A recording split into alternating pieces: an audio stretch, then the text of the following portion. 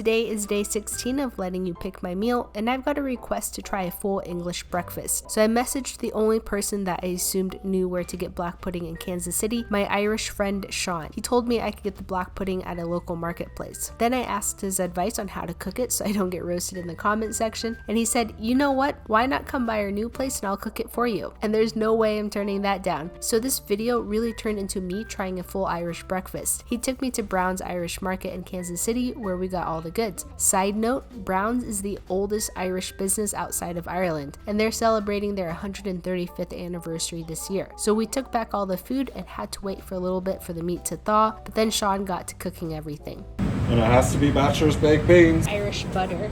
Is this better than Kerrygold? No, it's not as good as Kerrygold.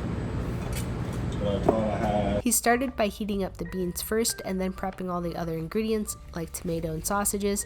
Browne's Irish sausage. Then he sliced the white pudding, which has no blood in it. And see, this is already fully cooked.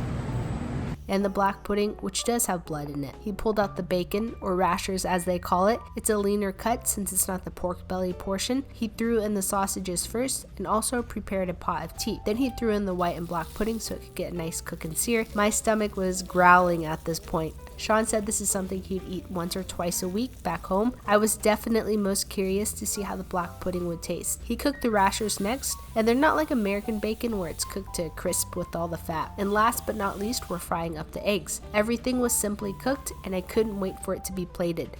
2 sausages, 2 pieces of each the white and black pudding, tomato slice, rashers, baked beans, fried egg, and bread. This was a hearty meal, and I declined sugar in my tea, but I guess you have to add the milk. People always drink super strong tea, but then just soak it in milk.